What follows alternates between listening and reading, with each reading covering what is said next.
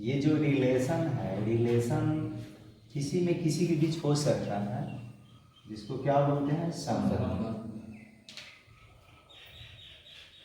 जिस तरह से ध्यान रखिएगा, संबंध का बहुत सारा उपयोग है।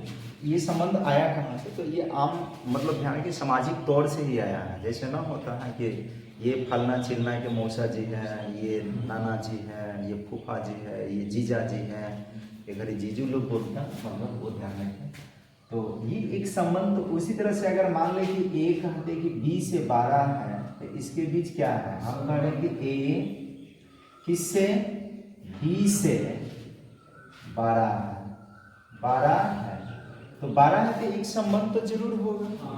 इसी तरह से यहाँ पे ध्यान रखिएगा कि मान ले कोई रेखा है, ये ए बी है, ए बी एक रेखा हो गया, इस पे एक अन्य रेखा, ये सी डी क्या है, लंब है। तो क्या ए बी और सी डी के बीच कुछ रिलेशन होगा या नहीं होगा? जी बिल्कुल होगा। तो इसी रिलेशन को ही क्या कहा जाता है, संबंध। तो क्या ऐसा ही कहिएगा कि फलना ढिलना से ध्यान रखिएगा 12 है, इसको हम संबंध कहेंगे? नहीं, गणित में ध्यान रखिएगा कि गणित में इसको एक परिभाषित किया जाता है। ठीक है, ये कैसे परिभाषित किया जाता है? तो परिभाषित, इसका बहुत सारा उपयोग है, ध्यान रखें, क्योंकि बिना रिलेशन के गणित में कुछ होता ही नहीं है। तो इसलिए कोई भी ऐसा पाठ नहीं होगा जिसमें संबंध नहीं होगा। अगर हम लिख दें y बराबर x प्लस 2 ही लिख दें, तो इसमें एक संबंध, y और x में एक संबंध हो गया। तो ये कैसे, ये क्या इसके नाना जी है? नहीं, नाना जी नहीं है। ये कह सकते हैं कि y 1 से 2 12 है। क्या कहेंगे, y 1 से 2 12 है। तो बोलिए कि यहाँ पे संबंध हुआ कि नहीं होगा? इसी तरह से अगर हम लिख दें x बराबर m माइनस 1, इसका मतलब क्या है कि x जो है m से एगो कम है, माइनस लग गया तो वो क्या है, कम है। तो इसके और इसके बीच भी एक संबंध है। तो इस तरह के गणित में बहुत सारे आपको संबंध देखने को मिले। कोई जरूरी नहीं कि यही होगा, हम ये भी लिख सकते हैं x गुना वाई बराबर में 6 लिख दें, तो यहाँ भी एक संबंध होगा कि x और y का ध्यान रखिएगा, कुछ मान होगा जिसको गुना कराने के बाद कितना आएगा, तो बहुत सारा ऐसा मान हो सकता है कि ये 1 होगा, ये 6 होगा, तो 6 आ सकता है। हो सकता है कि ये 2 होगा, ये 3 होगा। ये भी हो सकता है कि ये 3 होगा, ये 2 होगा। ये भी हो सकता है कि ये 6 होगा और ये कितना होगा, 1 रखिएगा। गणित में बहुत सारे आपको चीजें देखने को मिलता है जिसको हम लोग संबंध कहेंगे, लेकिन इसको परिभाषित समुच्चय में कैसे करेंगे हमको यही समझना है। चलिए, तो आइए संबंध के बारे में बात करते हैं। ये संबंध जो है यानी रिलेशन जो है, संबंध के बारे में कुछ जान लें। इसको इंग्लिश में क्या कहेंगे, रिलेशन। ठीक है, तो देखिए हमको तो ये समुच्चय में पढ़ना है, तो समुच्चय में कुछ सेट होगा। जैसे मान ले ए है, ए एक सेट है, लेकिन कौन सा सेट, ये अरिक्त समुच्चय। अरिक्त का मतलब रिक्त नहीं होना चाहिए, रिक्त कह दिया तो रिक्त का मतलब खाली। तो जो हल ही नहीं, किसी के घर में कोई सदस्य नहीं है, तो उसके बीच क्या संबंध होगा, कुछ होगा संबंध। तो यहाँ पे मान लीजिए कि a अगर हम कह दें कि a बराबर 5 है, तो इसमें कोई संबंध नहीं होगा, ये तो पहला ही से कंगाल है, तो इसके बीच किसी का संबंध नहीं हो सकता है। अगर a कोई और रिक्त समुच्चय है, तब संबंध ये देखा जाता है, संबंध एक आदमी में नहीं होता है। हम अपने आप में क्या संबंध स्थापित कर सकते हैं, हम कहेंगे अपने आप को फूफा है, क्या कहेंगे, मौसा कहेंगे, ऐसा तो होगा नहीं। किसी दूसरे के साथ संबंध होता है, कहेगा दूसरे के साथ संबंध कैसे होगा। तो ये ए ध्यान रखिएगा, अगर सिंगल सेट है तो ए सिंगल सेट होगा। तो ध्यान रखिएगा ये देखा जाता है कि अगर ए सिंगल सेट है तो ए से ए में एक संबंध होगा, लिखा जाएगा। इसी तरह से मान ले ए और बी दो सेट है, तो ये कहा जा सकता है कि ए बी में एक संबंध स्थापित कीजिए, नहीं तो बी ए में एक संबंध स्थापित कीजिए, कहा जा सकता है ना। तो हम क्या कहेंगे संबंध में कि अगर ए और बी दो और रिक्त समुच्चय हैं, क्या बोले हैं, यदि ए और बी दो और रिक्त समुच्चय है, तब ए से बी में आर को संबंध कहा जाता है। यदि आर जो होगा सबसेट होगा ए क्रॉस किसका, बी का। ठीक है, ये क्या कहती है, ये तो हमको कुछ नहीं समझ में। सबसेट का एनसीईआरटी में ऐसे भी चिन्ह रहता है और ऐसे भी चिन्ह रहता है, इसलिए दोनों आपको ध्यान देना होगा। स्पेशली ध्यान रखिएगा, ये वाला चिन्ह जो रहता है ना, इसको प्रॉपर सबसेट कहते हैं। अगर ये लग गया तो इसको सबसेट कहेंगे। समझिए, फिर से कह रहे हैं, यदि ए और बी दो क्या हो और एक के समुच्चय हो, तब ए से बी में आर को एक संबंध कहते हैं। यदि आर सबसेट होना चाहिए ए क्रॉस किसका? अब कहेगा कैसे? हम कहें ऐसे। देखिए, जैसे हम कहते ए बराबर 1 2 3 है, ए का एलिमेंट क्या है? 1 2 बी के पास एलिमेंट है 3 4, ठीक है, ये एक हो गया। और आर हम ले रहे हैं, आर बराबर से 2 को ले लेते हैं, ध्यान रखिएगा यहाँ एक संबंध लेते हैं 1, ये ध्यान रखिएगा 1 3 और उसके बाद 2 4 का, ठीक है। इसी तरह से R2 लिख देते हैं, ध्यान रखिएगा 1 3 1 4 2 3, उसके बाद 2 4 का ले लेते हैं, ठीक है। और एक R3 बराबर ले लेते हैं, ध्यान रखिएगा 1 1 1 2 1 3, इसी तरह से 1 4, ये एक ले लिया जा रहा है, ठीक है। हम पूछ रहे हैं कि बताइए R1 R2 R3 ए से बी में एक संबंध है कि नहीं है? क्या बोले हैं? R1 R2 R3 ए से बी में, किससे? ए से बी में।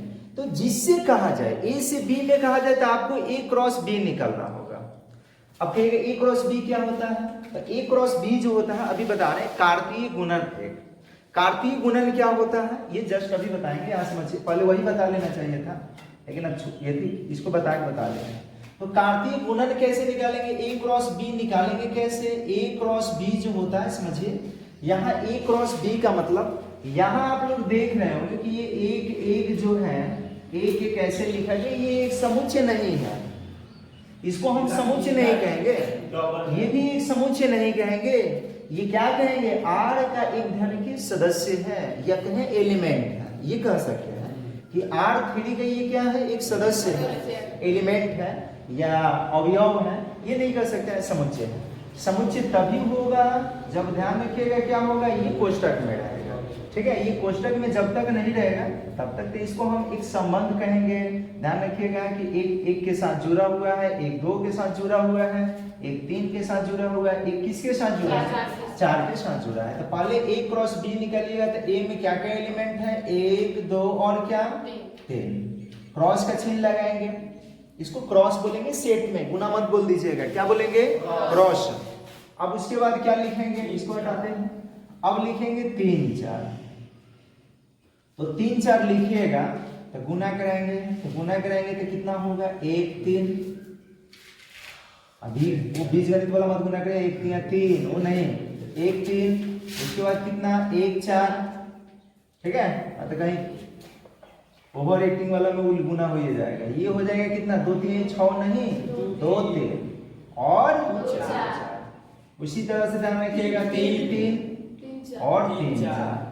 हम लोग जानते हैं कि समुच्चय में कोई भी एलिमेंट डबल नहीं होता, यहाँ तो डबल लग गया, तो अभी क्या बोलेंगे? ये समुच्चय नहीं है। डबल है, ट्रिपल है आ सकता है, क्योंकि अपने आप में भी ध्यान रखिएगा एक संबंध हो सकता है। अब यहाँ पे आपको समझना है कि जो भी ये दिया गया संबंध है, आपको ये देखना है कि इसमें है कि नहीं है, क्योंकि हमसे पूछ रहे हैं ए से बी में ना, तो ए से बी में हम ए से बी में एक संबंध निकालिए, ए क्रॉस बी निकालिए। अब ये देखना है कि क्या 1 3 इसमें है, बोलिए 1 3 है, तो इसको देखिए 2 4 है, 2 4 यहाँ पे है ना, कह सकते हैं कि R1 जो है सबसेट है ए क्रॉस किसका? बी का। इसका मतलब R1 एक संबंध है। अब R2 के बारे में चेक कीजिए कि R2 1 3 इसमें है क्या? कहेगा यहीं पे है। 1 4 कहेगा हाँ ये भी यहीं पे है।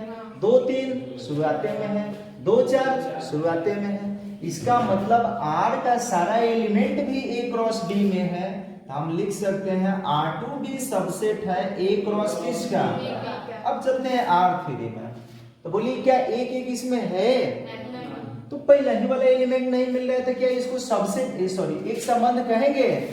यानी कहेंगे कि R3 सबसेट नहीं है ए क्रॉस बी का, इसीलिए R3 को A से B में एक संबंध नहीं कहेंगे। तो संबंध बताना बहुत आसान है, बस ये आपको देखना है कि किससे किस में पूछ रहा है। A से B में पूछ रहा है तो A क्रॉस B निकलना है, अगर B से A में पूछ रहा है तो B क्रॉस A निकालेंगे। और जब निकल जाएगा तो जिसका पूछ रहा है, जिसको भी पूछ रहा है कि संबंध, वो देख लेना है कि उसमें है या नहीं। अगर है तो संबंध है, नहीं है तो संबंध नहीं। समझ में आ गया क्या? तो चलते हैं संबंध की परिभाषा। लिखिए संबंध, लिखिए पहले कार्तीय गुणन बताना चाहिए, लेकिन अब लिख दिए तो पहले इसी को बता देते हैं।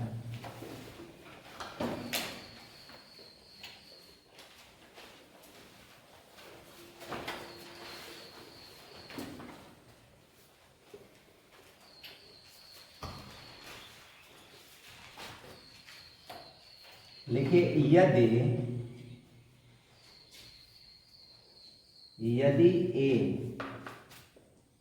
यदि A और B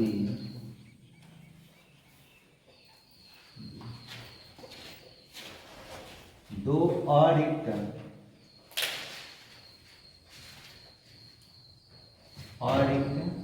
क्या हो, समुच्चय हो,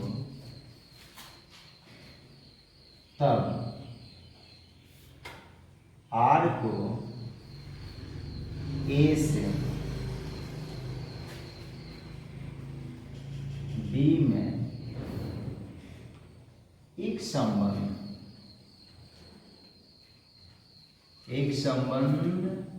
कहा जाता है यदि R सबसेट हो A क्रॉस B। समझ रहे हैं क्या? R क्या होना चाहिए? सबसेट होना चाहिए A क्रॉस B का। नहीं समझ में आया? नहीं समझ में आया? अभी बताया नहीं समझ में आया? अथवा इसको अगर कोई सिंगल सेट दे दे तो सिंगल सेट देगा तो अपने आप में पूछेगा कि A से A में एक संबंध है कि नहीं। तो जिससे, फिर से कह रहे हैं समझिए कि जिससे जिसमें कहे, A से A में तो A क्रॉस A निकालेंगे, A से B में तो A क्रॉस B निकालेंगे, B से A में तो बोलिए क्या निकालेंगे, और C से E में कहेगा तो C क्रॉस C निकालेंगे। तो जिससे, ये देखना है कि किससे किसमें, तो जिससे कहेगा ना वो पहले, और जिसमें कहेगा उसको क्या लिखेंगे बाद में। तो इसको ऐसे भी लिखा जा सकता है, सिंगल सेट के लिए भी लिखा जा सकता है। यहां पे लिखा जाएगा कि यदि A कोई क्या हो, अरिक्त समुच्चय, अरिक्त समुच्चय हो, तब A से A में,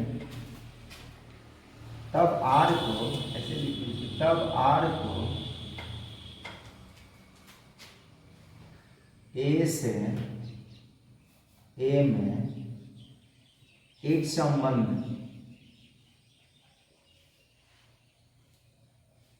एक संबंध कहा जाता है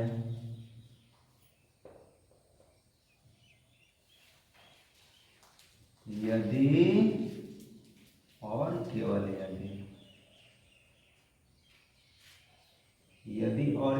यदि क्या हो, R सबसेट हो A क्रॉस किससे, केवल ना लिखे हैं, यदि और केवल यहाँ पे है, केवल यदि R सबसेट हो। जैसे फॉर एग्जाम्पल हम A ले लेते हैं, ध्यान रखिएगा A बराबर एक सेट 1 2 3, ठीक है। हमको A से A में एक संबंध निकलना है, A से A में एक संबंध चेक करना है, और यहाँ R बराबर दे दिया, R1 ले लेते हैं, R1 बराबर 1 1 2 2 3, ठीक है। R2 बराबर दे दिया गया 1 3 2 3 और 3 3। R3 बराबर दे दिया जाए कि R3 बराबर यहाँ पे लिख देते हैं 1 1 1 2 1 3 1 4।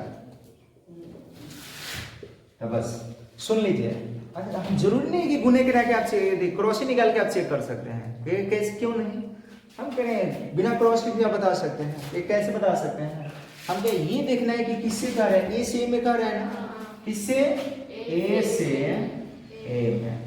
तो ए से ए में इसका मतलब कि पहला घटक भी ए का होगा, दूसरा घटक भी ए का होगा। तो देखिए पहला घटक एक है तो इसमें है, दूसरा घटक भी एक है तो इसी में होना चाहिए, क्योंकि ए से ए में तो दोनों तो यही में देखेंगे। है इसमें, बोले एक है इसमें, दो भी है इसमें, चलेगा, दो है इसमें, तीन भी है इसमें। इसका मतलब कि ये सबसेट है किसका, ए क्रॉस ए का।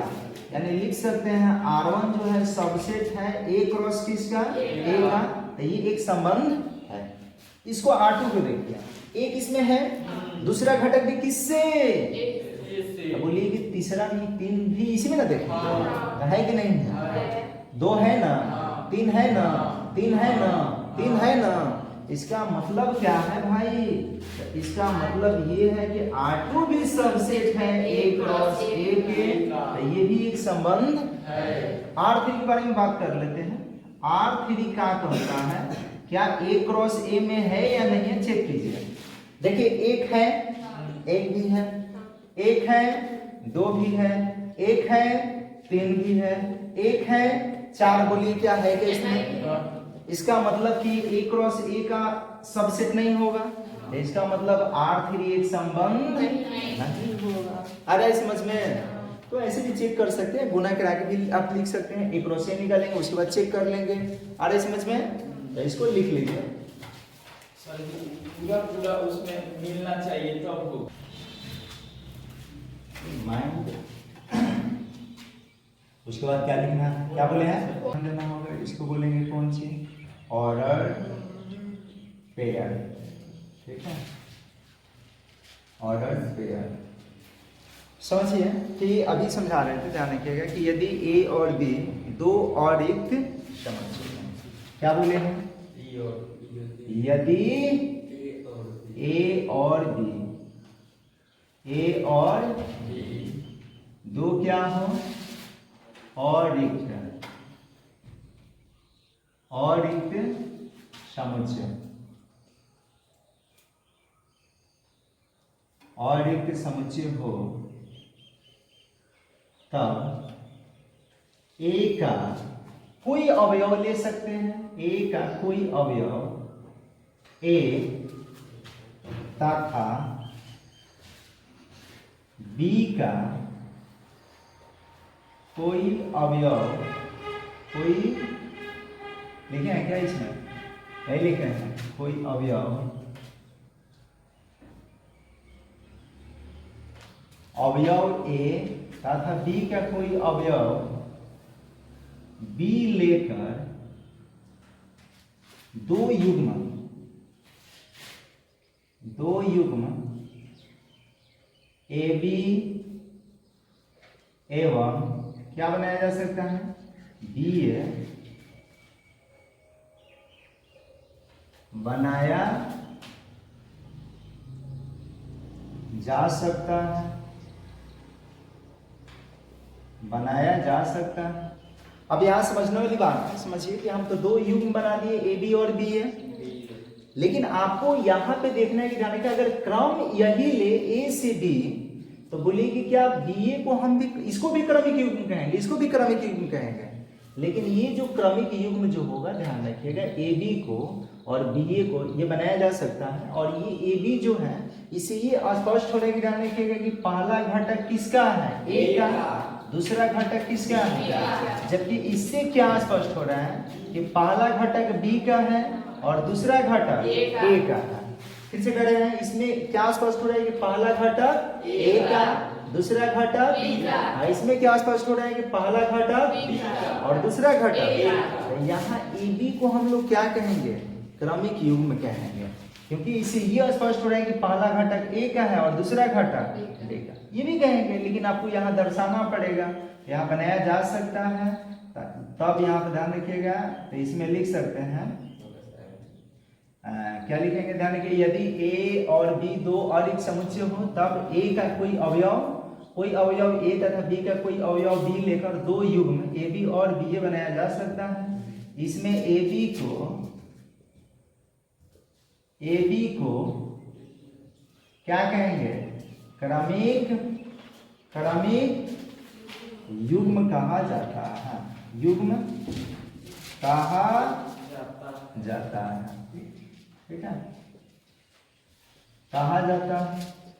इससे यह स्पष्ट हो रहा है, यानी कि अगर हम बी ए की बात करें तो यहाँ पे लिख सकते हैं, सुन लीजिए, अगर ये ए बी लिखा गया है हम ये जरूर कहेंगे कि ए जो है बिलोंग्स कर रहा है किस में, ए में, और बी बिलोंग्स कर रहा है किस में, बी में।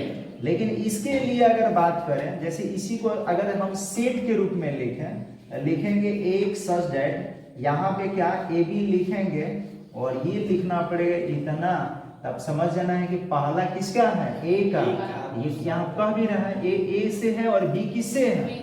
अगर यही लिख दे एक सच दैट बी ए लिख दे, और तब यहाँ पे लिखना पड़ेगा, ध्यान रखिएगा कि ए का है और बी किससे है, बी का है। तो इससे स्पष्ट ये हो रहा है कि ये जो पहला घटक है वो बी से लेकर बनाया गया है और दूसरा घटक किससे, ए से लेकर बनाया गया है। यहाँ पे स्पष्ट रूप से आपसे कहा जाएगा, तो इसी को हम लोग क्या बोलेंगे, क्रमिक युग्म। अब दो समुच्चयों क्या कर रहे हैं, कुछ कर रहे हैं क्या विधिका, अब लिखना है, ध्यान रखिएगा, दो समुच्चयों का कार्तीय गुणन, दो समुच्चयों का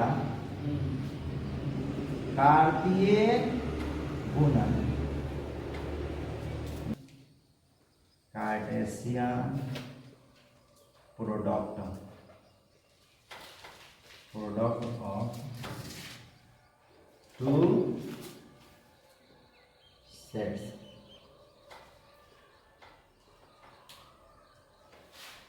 आइए समझते हैं, पहले लिखना नहीं है, पहले समझिए,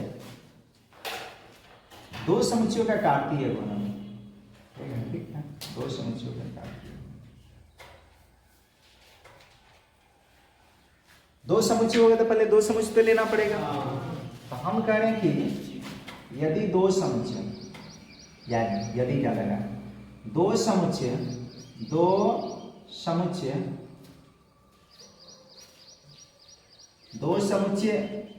ऐसे लगा दिया, दो समुच्चय ए और बी का कार्तीय गुणन,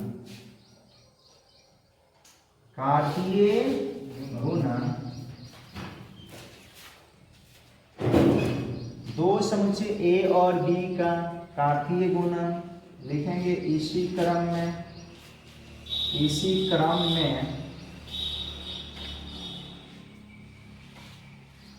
क्रमिक युग्मों मतलब ऑर्डर में, ठीक है, क्रमिक युग्मों ए बी का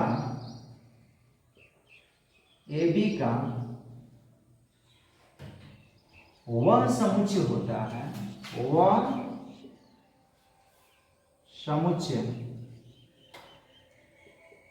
है, जहां पहला घटक किसका होना चाहिए, ए का, दूसरा घटक किसका होना चाहिए, बी का। कहेंगे क्या कह दिए महाराज जी, तो कुछ भी नहीं समझ में आया, सब रुपये। देखिए क्या कह रहे हैं कि दो समुच्चय ए और बी मान लेते हैं, है कौन सा समुच्चय होना चाहिए, और रिक्त समुच्चय, यहाँ पे लिख देते हैं, मेंशन कर देते हैं, दो और रिक्त याद कह, दो और रिक्त समुच्चय ए और बी का कार्तीय गुणन, यानी कि इसी क्रम के मतलब क्या कि पहला घटक किसका, ए का, दूसरा घटक किसका, तो यही कह रहे हैं कि दो और एक समुच्चय ए और बी का कार्तीय गुणन, ध्यान रखिएगा इसी क्रम के मतलब पहला घटक जो भी होना चाहिए ए का होना चाहिए और दूसरा घटक जो भी होना चाहिए किसका होना चाहिए, बी का होना चाहिए। तो ये क्रमिक युग्म ए बी का वह समुच्चय होता है जहां ए जो होगा ए में बिलोंग्स करेगा और बी जो होगा किस में, तो ए और बी के कार्तीय गुणन को ध्यान रखिएगा, यहाँ पे लिख देते हैं ए और और किसका, बी के, ए और बी के कार्तीय गुणन को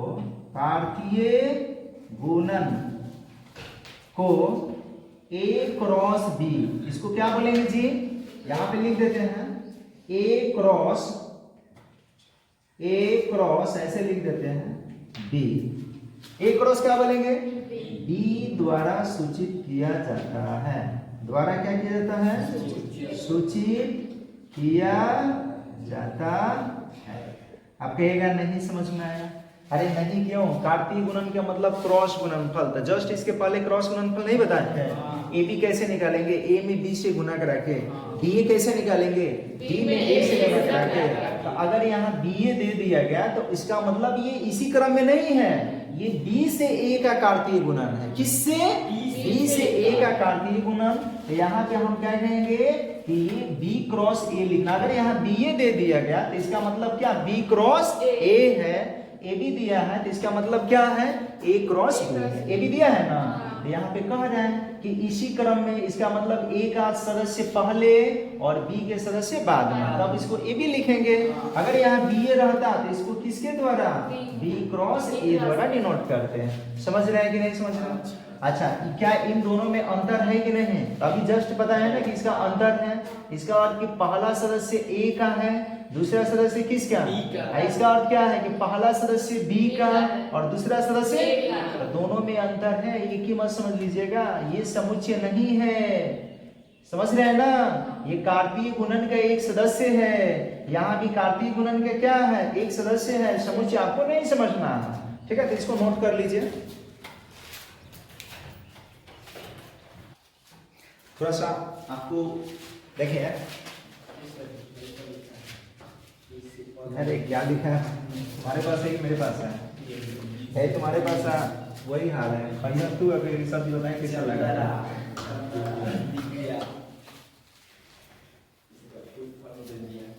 चंदरा है। चलो तुम इधर ध्यान देखो, चंदरा पंद्रह मत करो। अब कुछ कार्तीय गुणन निकालना जान लीजिए कि कैसे कार्तीय गुणन निकालेंगे। इसके बाद हम लोग पढ़ेंगे डोमेन, कोडोमेन और रेंज, जो इस पार्ट का सबसे इंपॉर्टेंट हिस्सा है। क्या क्या, डोमेन, कोडोमेन और रेंज। जैसे इसी के लिए बता रहे हैं, इसके लिए उदाहरण याद रखना। जैसे मान ले ए बराबर है, कुछ ले सकते हैं, 1 2 और क्या, लड़के बी बराबर ले लेते हैं 5 और क्या 6। फिर क्या कॉमन एलिमेंट नहीं ले सकते हैं, ले सकते हैं, कार्तीय गुणन में कुछ भी संभव है। तो अगर आप ए क्रॉस बी निकालना चाहते हैं, बोलिए ए क्रॉस बी निकालना चाहते हैं तो क्या लिखिएगा, पहला घटक ए से, बोलिए ए क्रॉस बी का मतलब पहला घटक किससे होना चाहिए, दूसरा घटक किससे होना चाहिए। तो यहाँ ए क्रॉस बी बनाएंगे तो पहला ए का लिखेंगे सारा एलिमेंट, क्रॉस का चिन्ह, दूसरा क्या बी का, और उसके बाद गुना कराएंगे तो गुना करेगा तो बोलिए 1 में 5 से 1 5, 1 में 6 से 6, यहाँ बोलिए क्या 2 5 2 6, अब क्या 3 5 और 3 6, ये निकल गया ए क्रॉस बी। क्या निकल गया, ए क्रॉस बी।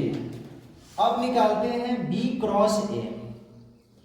बी क्रॉस क्या निकालते हैं, तो पहला बोलिए किससे, बी से, यानी पहला जो भी घटक होगा वो बी से होना चाहिए और दूसरा घटक किससे होना चाहिए, ए से होना चाहिए। तो यहां से हम लिख सकते हैं, बोलिए क्या क्या 5 1 5 2 और उसके बाद 5 3 होगा, 6 1 6 2 और बताइए क्या 6 3। अच्छा 6 3 का आना होगा ना आपका भाई। तो अब आप देखिए कि ए क्रॉस बी का क्रमिक युग्म जो भी आया है, क्या बी क्रॉस ए के क्रमिक युग्म के बराबर है क्या? इसका पहला घटक 1 5 इसमें कहीं है, 1 6 कहीं है, हाँ यहाँ पे 1 6 है। तो तो बताइए कि A cross B cross A के बराबर आ रहा है क्या? हम कह सकते हैं कि A क्रॉस B जो होता है ये बराबर नहीं होता है B क्रॉस किसके? कभी भी ध्यान रखिएगा, अगर A क्रॉस B निकाल रहे हैं तो ये बराबर नहीं होगा B क्रॉस A के।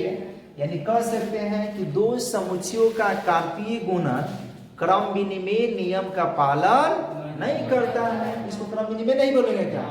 क्रम विनिमय नियम का पालन नहीं करता है। इसको जैसे में लिख लीजिए